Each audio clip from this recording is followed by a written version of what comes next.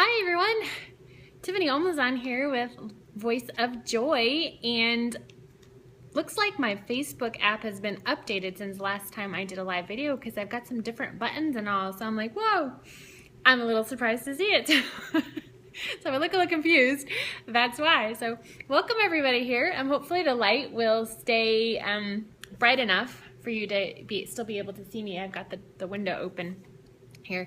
And today I am being real comfortable, so I hope you guys don't mind that we're a little bit casual today, and I am sitting low, cross-legged on a soft cushy bench.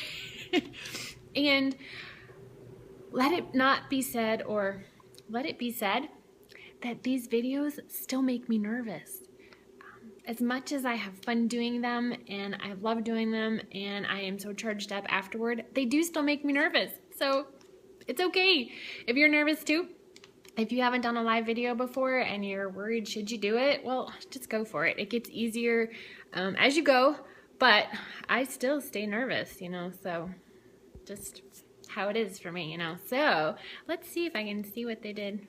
Swipe left for comment. Wow, I've got all these new little buttons. Wow, I can't even comment on my own video. Interesting. So anyway, I don't know how to tell who's live watching me right now, so I don't see that anymore on this new updated app. So just say hi, post a comment so I know that you're here. And before we get started on our topic for today, to help me relax and not be nervous, I'm going to do something that I love that will take the focus off of me, right? These are my eye patches. I'm going to be gelling during this little video cast here, so oh, dang, these just came right out of the fridge. And I can't see without my glasses, so you just get to get an up close and personal look. And now my hair's tangled. See, this is how it is with live videos. They're just, you gotta just be real or it's no fun and I stress out. So, oh, this is gonna be so cool and refreshing. Awesome. Oh, hey, Daria, looks like you're here. Oh, I see your picture popped up over there. Awesome, happy you are here. Aren't these like the most amazing patches in the whole world? They're like one of my, I don't know, I love all of Miriam's products, but these are kind of like really one of my favorites, right? So, our topic for tonight is 4 ways to have a high performance mindset. So now that I've got myself all comfortable, I've got my drink here and everything, and the dogs are sleeping. So hopefully they stay that way because they were too cute to move. So I just didn't have the heart. So they get to stay there. I'm always real. Now I can see comments. This is good. Thank you for saying so. But it's definitely a challenge for me, a work in progress, and that's kind of what scares me, makes me nervous sometimes. And so I try and do what I can to make myself comfortable so that I can be okay being real. But I want to give good information to people. I want to provide value and something that you can benefit from, and I love to engage with people. So this is a great venue for me, and I just really always want to do a good job, right? So we always do, huh? So I'm trying to be a high performer on these videos. So thank you guys for your support and for watching. So 4 ways to have a high performance mindset. I'll start off by saying there are 2 assumptions that I'm going to make. One is that we all want success and to achieve our goals. And if that's not true for you, you're probably in the wrong place right now. So we're assuming that one. 2 is that we all know that there's a big difference in being productive versus being busy, right? And you could go into the details and analyzing, well, why this is busy versus productive and all that. There's everyone's got their own take on it, right? And sometimes they can be hard to tell apart. Well, instead of analyzing that, I'm going to say there's a real easy way to figure out which one is you. If you make those 2 assumptions, one makes you a workaholic and one makes you a high performer. So how you know the difference between that is, how do you feel? So of course, we're talking about joy. We're always talking about joy. Are you joyful? Does your work that you do make you feel joyful and fulfilled? from the inside out. If you are stressed out and unhappy and unfulfilled, little adjustments always cool, right? That's a clue. Unhappy, unfulfilled, unjoyful, stressed out. You may love what you do, but are you working in a way that is sustainable? Are you putting in enough effort, enough work, and then you know when it's enough, you know what the limit is, and you're driving forward effectively and efficiently with it so that you can have a satisfying, happy, fulfilled life. There's a difference, you know, so it doesn't matter, you know, how you define busy or productive, you know, end result is what you're looking at. Real easy to ask yourself, are you happy? Are you joyful at the end of the day? And if you still aren't sure, or you think maybe this is how you're supposed to feel because you have to, you know, work really hard, you got to put in the labor now to see the results, well, I'll tell you what, I would suggest you ask your partner, your husband, your wife, your significant other, ask someone close to you, am I happy at, you know, with my job, with my performance there, and am I satisfied with what I'm doing? Because I'll tell you, they may have a different opinion than what you think. So I challenge you to go and ask. Had I listened to my husband, I would have quit my job a long time ago. So I'm very grateful that he found Miriam for us. But I was not happy. I was not feeling fulfilled. I was not joyful at my job, but I didn't see any other way. I didn't know there's anything different. So I was kind of the workaholic. So we want to get away from that. So how do we do that? There are 4 ways to get away from being that workaholic and to being that instead high performer that can be successful, but then still be fulfilled and have a joyful life too. So first one, we do this finger, results oriented. Be focused on the key activities that are going to drive those results. You have to have that focus and that clarity to know where you're going. Otherwise, any road's going to get you there. Okay, so very, very important one there. And when you know what your results are that you're driving for, and you know those key activities that are going to get you there, then it becomes about quantity versus quality, or vice versa. You want to have the quality, not the quantity, because you'll be effective at what you're doing because you know exactly what is going to drive the results you're looking for, and that's all that matters to you. Everything else can kind of fall by the wayside because those less important things, they don't matter. So you don't focus all of your time on them. You don't get lost in the weeds because you have that clarity to know where you're going and you are laser focused on it. Results oriented. Number 2 is no standing still.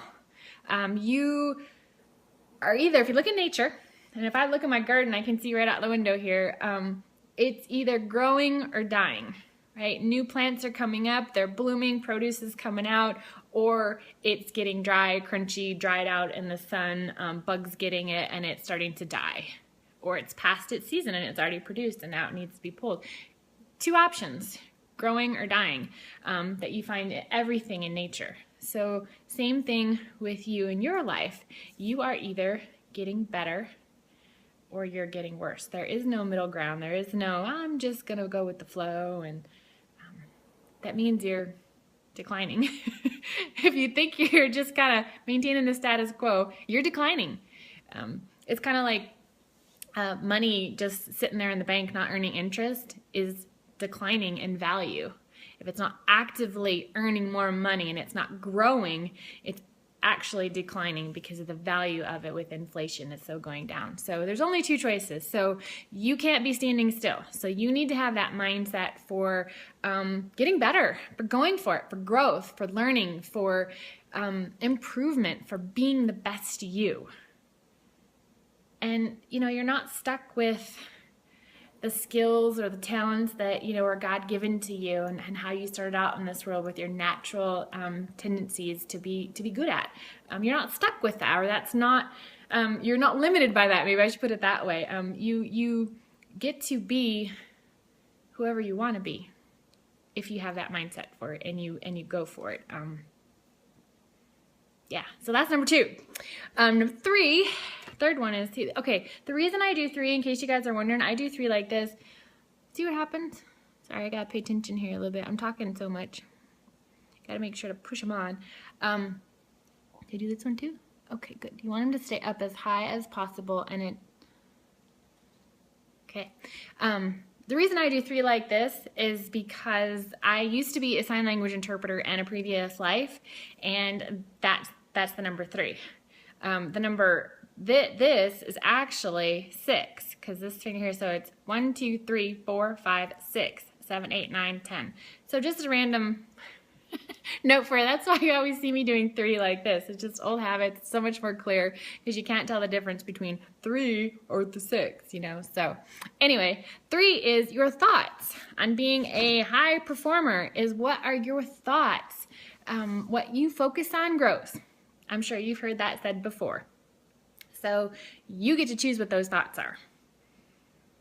Make them positive. Control what goes in, you know, your Facebook news feed. You can control what you see in it. You can unfollow people. You can unsubscribe to things. You can not participate, not respond, not comment on negative things. Just as one simple little thing, you can control those thoughts. Negative thoughts are like weeds. Again, the garden reference, you know, if you let it go unattended and you don't consciously choose to cultivate your garden, you're going to get weeds in it, and they're going to take over. They kind of grow on their own. It's like, I didn't plant those seeds. They just show up, right? So it's all there around you, but there is so much more positivity out there in the world, but it's up to you to choose to focus on it. And so what do you want to be your focus? Do you want to have that positivity in your life? And you got to be extra happy about it and think, what is it? Sean Aker in his book, I'm not sure which book, if it was, oh, shoot, what are the titles?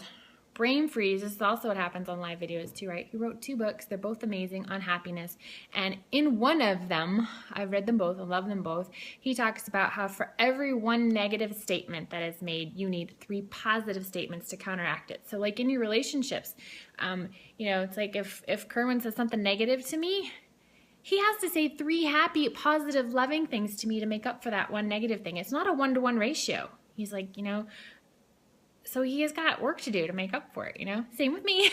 If I say something that's not complimentary to him, I have to recover from that, but 3 times. So thoughts are very powerful. So choose your positive thoughts very well and be careful if you let your mind go and let it wander on its own. What it's going to come up with is not necessarily going to be the happy thing, because again, you're inundated all over the place with a lot of negativity. So you kind of got to filter all of that out. Put your earbuds in, your blinders on, control your own thoughts, and be aware of what they are. Be mindful about it. Watch those I am statements.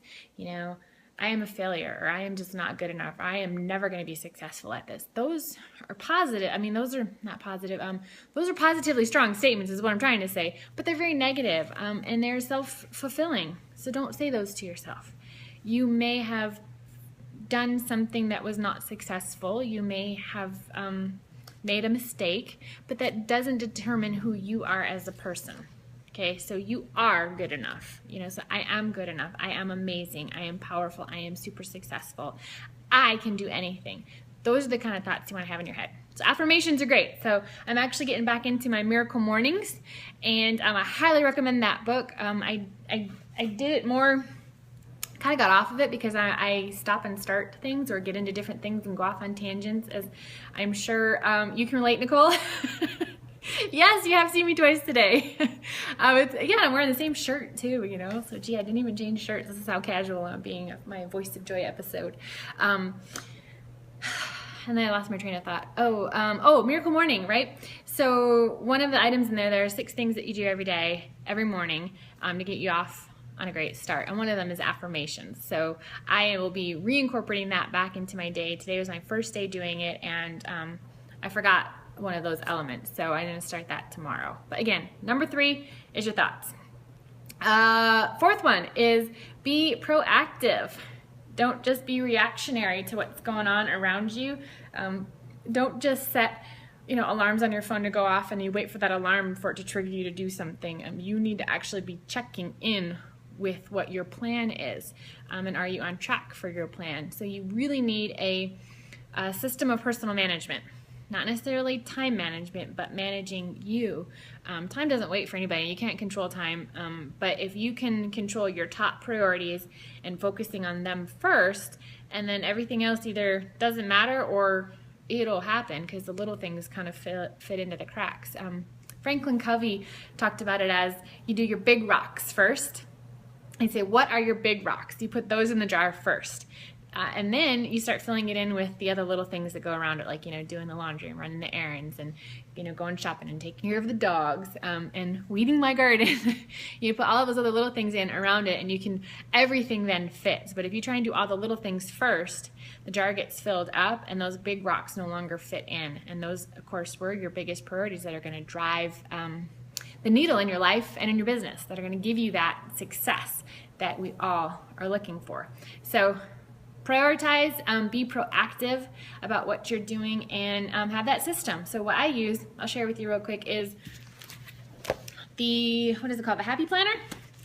This one is mine, and I've just redid my stickers on it, so I'm always putting new stuff on there to change up the look. Got some nice little statements back here. High five. Start each day with a grateful heart. Positive mind, positive vibes, positive life. Giving me good, happy stuff, my thoughts, right? And I've got a monthly calendar in here. I've got meal planning. I've got house cleaning. I got to-do lists. I've got my note pages in here. I kind of got it all in one thing for me. I can't have it all divided up. I got to keep it simple. And this sheet here is really cool. This has got your top priorities. So what 2 or 3 things are going to drive the needle in your life or your business or in whatever project or job that you're working on currently? What 2 things are going to move you forward? Those go right there. And it's not about being perfect. It's just about making progress. Progress is awesome. You got to celebrate those wins. So those are the 2 or 3, no more than that. Go up there. And then here's your to-do list. Here's the other things that need to get done. Could be some things that are going to drive those elements. But again, put them all down here. And here's kind of like what mine looks like. I've got mine colored in. I kind of blocked out some time. I've got my my 5K training session going on up here in the morning. I've got my miracle morning and this element here. I've got the little video that I did earlier today, my 5-month celebration. I even scheduled that in to make sure I had time for that. I have a power hour with my business. It's in green because that's money, right? That's high payoff activities for me. I've got my items there, and I'm checking things off as I go. I actually got to review this list and check off a few more things.